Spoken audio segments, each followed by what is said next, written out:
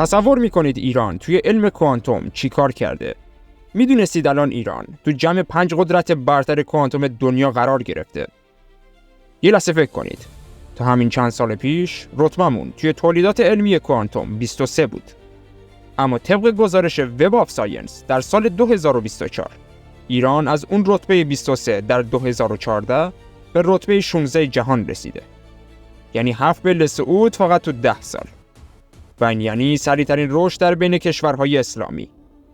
حالا تصور کنید که پشت این آمار یه پروژه محرمانه 50 میلیون دلاری در جریانه. بله، 50 میلیون دلار. سرمایه‌گذاری 3 ساله‌ای که قرار ایران رو به یه ابرقدرت کوانتومی تبدیل کنه. اما این فقط اول ماجراست. پشت پرده شبکه کوانتومی 2000 کیلومتری در حال راه‌اندازیه.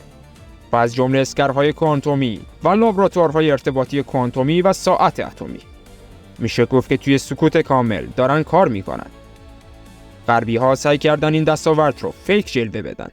اما مقالات علمی و تست‌های عملیاتی ثابت کردن که ایران داره مرزهای محاسبات رو جابجا میکنه. جایی که هیچ رمزنگاری دیگه‌ای در امنیت نیست و این یعنی انقلابی که کل جهان رو تحت تاثیر خودش قرار میده. توی این ویدیو میخوایم دقیقاً با هم ببینیم که چطور ایران از رتبه 23 به 16 رسید و از جمله از پروژه‌های مخفیش و حتی چطور این تکنولوژی آینده و زندگی مردم رو متحول میکنه. با من همراه باشید چون در ادامه میریم سراغ جزئیات همون پروژه 50 میلیون دلاری و حتی افرادی که پشت صحنه دارن تاریخ میسازن. یه لحظه فکر کن، یک کشور تو علم کوانتوم رتبه 23 جهان رو داره. ناگهان یه صعود انفجاری میکنه به رتبه 16. به نظرت چطور ممکنه؟ چون یه پروژه محرمانه پشتش خوابیده. نه یه پروژه کوچیک، بلکه یه ماشین 50 میلیون دلاری. 50 میلیون دلار سرمایه گذاری که فقط یه هدف داره. اونم ساخت پردازنده کوانتومی ایرانی. ولی پولش از کجا اومد؟ اونم از صندوق ملی فناوری‌های راهبردی. بودجه‌ای که قرار ایران رو از مصرف کننده به تولید کننده تبدیل کنه. مهندسای ایرانی دارن روی چیزی کار میکنن که تا دیروز فقط غربی‌ها ساختنش. اونم کیوبیت هایی که میتونن میلیون ها محاسبه رو همزمان انجام بدن. حالا تصور کن این پردازنده اگه ساخته بشه چی میشه؟ از جمله تمام معادلات امنیتی، مالی، هوش مصنوعی و همه چیز توی ایران زیر و رو میشه. یه انقلاب ساکت که داره توی آزمایشگاه سری ایران شکل میگیره. اما راز اصلی چیه؟ این پروژه فقط یه پردازنده نیست. یه شبکه 2000 کیلومتری کوانتومی هم پشتشه. چون شبکه‌ای که اطلاعات رو با امنیت مطلق جابجا میکنه، هیچ تهدیدی نمیتونه اونو از پا در بیاره. پس این 50 میلیون دلار فقط اول راهه. به نظرت هدف بعدی چیه؟ بلکه رسیدن به کلوپ 5 قدرت کوانتومی جهان. یه باشگاهی که تا امروز فقط آمریکا، چین، اروپا، روسیه و کانادا توش عضو بودن. ولی حالا ایران داره در میزنه و این تازه شروع ماجراست. به نظرتون اون 50 میلیون دلار چطور خرج شد؟ اولش اونو مثل یه نقشه دقیق تقسیمش کردن. اول 12 میلیون دلار رفت سمت تجهیزات پیشرفته. همون دستگاه‌هایی که اتم ها رو در دمای نزدیک صفر مطلق نگه می‌دارن. بعدش 8 میلیون دلار صرف جذب متخصص‌های ایرانی شد که تو دانشگاه‌های MIT و آکسفورد درس خوندن. میشه گفت که حقوقشون رو دلاری دادن تا برگردن به ایران. و حتی 15 میلیون دلار هم خرج ساخت آزمایشگاه‌های امن شد. اتاق‌های ضد لرزه، ضد نفوذ و عایق مغناطیسی. یه آزمایشگاه توی اصفهان، یه آزمایشگاه توی شیراز و یه مرکز اصلی توی تهران. میشه گفت که هر کدوم مثل یه قلعه علمی شدن. اما بودجه فقط اون 50 میلیون دلار نبود. یه بودجه 200 میلیارد تومانی هم از صندوق نوآوری و شکوفایی اضافه شد. میشه گفت که این پول رفت به سمت شرکت‌های دانش بنیان که قطعات کوانتومی میسازن. مثل لیزرهای فوق پایدار و آشکارسازهای تک فوتون. حالا سوال اینه، این همه پول چطور مدیریت شد؟ پاسخ، یه تیم مالی 24 ساعته با نرم افزارهای شبیه سازی پیشرفته که هر ریال رو رصد میکنه. حتی یه خط ارتباطی 10 میلیون یورویی هم از بانک توسعه آسیایی گرفتن. اونم برای روزهای اضطراری. حالا نتیجه، هیچ پولی تو هوا پخش نشد. میشه گفت که هر دلار تبدیل شد به یه قدم بلندتر به سمت پردازنده کوانتومی. و این تازه شروع ماجراست. چون قدم بعدی وصل کردن این آزمایشگاه‌ها به همه جاست. یه شبکه کوانتومی که قرار کل کشور رو دور بزنه. فکر کن یه خط ارتباطی بسازی که هر پیامی رو با ذره‌های نور بفرسته. اون هم ذره‌هایی که اگر کسی بخواد بشکافه خودش هم نابود میشه. این همون شبکه کوانتومی ایرانه. 2000 کیلومتر خطی که تهران رو به اصفهان و شیراز رو به تبریز وصل کرده. هر پیام یه جفت فوتونه، مثل قلاب‌های نوری که جدا کردنشون غیر ممکنه. اگه کسی وسط راه بخواد شنود کنه، قلاب‌ها پاره میشن و پیام‌ها نابود میشه. اینجا دیگه هک معنایی نداره. هر ثانیه هزاران پیام دولتی، بانکی و نظامی با این خط رد و بدل میشه. هزینه ساختش 120 میلیارد تومان فقط برای بخش فوتونیک بود. یعنی نصف بودجه یه فرودگاه متوسط. اما امنیتش رو با هیچ پولی نمیشه خرید. میشه گفت که تیم اجرا 400 نفر بودن. 250 نفر مهندس لیزر و فوتونیک و 150 نفر متخصص رمزنگاری. در کل 18 ماه زمان برد تا کل خط کشیده بشه. و حالا ایران شده تنها کشور منطقه با شبکه کوانتومی عملیاتی. حالا بعد این همه کار، سرعت انتقال داده چی؟ سرعتش 10 مگابیت بر ثانیه است. شاید پای فیبر نوری نرسه، اما امنیتش بی‌نظیره. توی یه آزمایش هکرهای اروپایی 72 ساعت سعی کردن بشکننش، ولی نتونستن حتی 1 بیت رو بخونن. این شبکه فقط برای دولت نیست. بانک مرکزی، شرکت‌های ملی نفت و گاز و مراکز تحقیقاتی هم وصل شدن. هر ماه دست کم 2000 تراکنش امن مالی ازش رد میشه. پشت این خط یه آزمایشگاه سری توی اصفهان داره کار میکنه. جاهایی که کیوبیت ها رو تولید میکنن.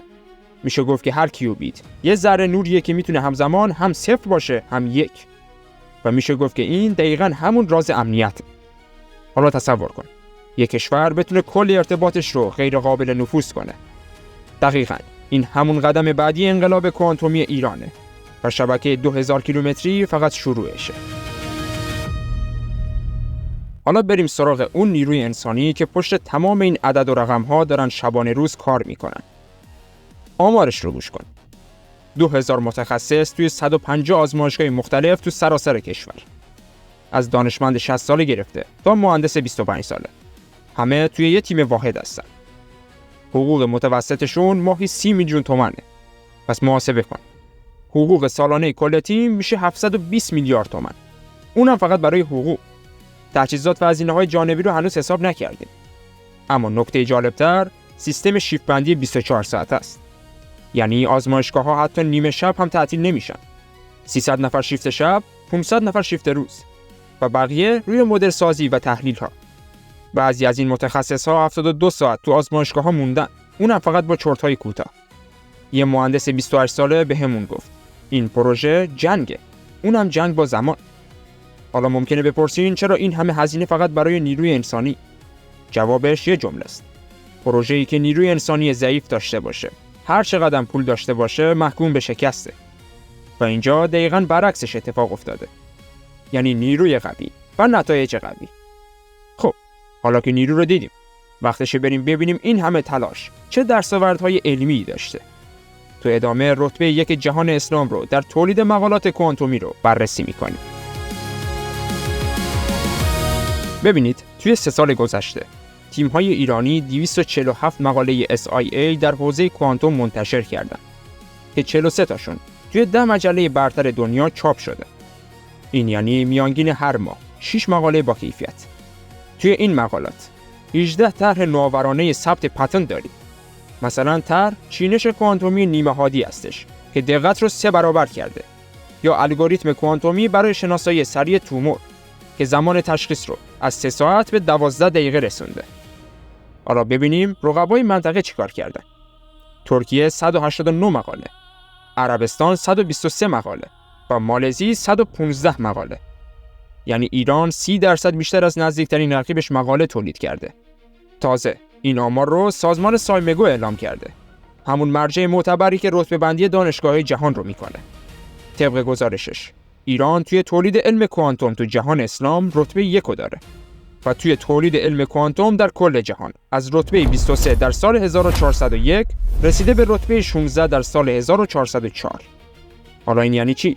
یعنی اگه این روند ادامه پیدا کنه تا 5 سال دیگه ایران میتونه بین 10 کشور برتر دنیا توی فناوری کوانتوم قرار بگیره. و این یعنی سلطه علمی توی منطقه. حالا تصور کن یه دانشمند ایرانی داره توی آزمایشگاه سری تهران کیو روی پردازنده کوانتومی 52 کیوبیتی کار میکنه. همون موقع مقالش داره توی مجله نیچر چاپ میشه و همزمان تیم دیگه‌ای هم دارن الگوریتمش رو برای تشخیص سرطان تست میکنن. این همون چرخه کامل تولید علمه، از آزمایشگاه تا جامعه و از همه مهمتر برای مردم. خب تا اینجا دیدیم که ایران تونسته رتبه 16 جهانی رو بگیره و حتی بودجه نجومی جذب کنه و شبکه کوانتومی 2000 کیلومتری بسازه و تیم 400 نفره نخبه رو جمع کنه. حالا سوال اصلی، این همه هیاهو به درد من و شما میخوره؟ جواب پوله. دقیقاً همون پولی که هر ماه از جیبمون میره. اول امنیت بانکی. با رمزنگاری کوانتومی هک کردن حساب‌ها غیر ممکن میشه. آمار رسمی میگه سالانه 200 میلیارد تومان فقط از کلاهبرداری اینترنتی ضرر میدیم. این پروژه میتونه اون عدد رو به صفر برسونه. دوم شغله. تا الان 5000 موقعیت شغلی مستقیم و غیر مستقیم ایجاد شده. از مهندس نرم افزار تا تکنسین فیبر نوری. میشه گفت که حقوقشون هم 40% بالاتر از میانگین صنعته. سوم صادراته. نرم افزارهای امنیتی کوانتومی ایران الان به 15 کشور صادر میشن. درآمد سالانه‌اش 50 میلیون دلار. این یعنی ارز وارد کشور میشه و ارزش پول ملی تقویت میشه. پس این پروژه فقط یه بازی علمی نیست. یه ماشین پولسازیه که مستقیم به زندگی شما وصله. اما یه شرط بزرگ داره. اونم زمان. چون اگه دیر باشه، رقب‌ها جلو میزنن و همه این سودها آب میشه و میره تو زمین. الان رسیدیم به همین بخش. جایی که قراره ببینیم چطور تیم پروژه تایملاین رو فشرده کرد. و تو 4 سال چیزی رو ساخت که دنیا فکر میکرد 10 سال طول میکشه. و بعد میفهمیم که چرا این عجله همه چیز رو تغییر داد. تا اینجا فهمیدیم که ایران توی کارش توی میدون کوانتوم چقدر سنگین تموم شد. اما یه سوال بزرگ هنوز باقی میمونه. اصلاً کل این پروژه چند سال طول کشید؟ جوابش یه عدد دیوونه کننده است. اونم فقط توی 4 سال. بله، درست شنیدید. از سال 1400 تا سال 1404. این یعنی هر سال یه دستاورد عظیم، هر ماه یه قدم بلند. سال 1400 پروژه رسما کلید خورد. سند ملی کوانتوم امضا شد و 200 میلیارد تومان اولیه آزاد شد. بین سال 1402 و 403 شبکه کوانتومی 2000 کیلومتری تکمیل شد و اولین فوتون‌های رمزگذاری شده فرستاده شدند. اوایل سال 1400 پردازنده کوانتومی نمونه اولیه ساخته شده رو تونست تا 50 کیوبیت رو مدیریت کنه و در ادامه سال 1404 تست‌های امنیتی آغاز شد. هکرهای اروپایی 3 بار تلاش کردن نفوذ کنن و هر 3 بار هم شکست خوردن. ولی الان تو آخرای سال 1404 دقیقاً کجاییم؟ الان در آستانه عرضه تجاری هستیم. یعنی تا کمتر از 1 سال دیگه اولین سرویس‌های کوانتومی ایران وارد بازار میشه. اما چطوری تونستن این حجم کار رو توی 4 سال تموم کنن؟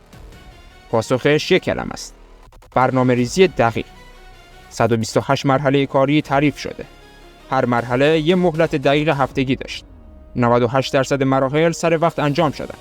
فقط 2% تأخیر داشتن که اونم به خاطر تحریم‌های سخت‌تر بود. تیم پروژه 24 ساعته کار میکرد. حتی تعطیلات رسمی هم متوقف نشد. حالا نتیجه: الان ایران 2 سال از برنامه جهانی جلوتره. اما همه اینها یه سوال دیگر هم به وجود میاره. اصلا این پروژه چقدر سود داره؟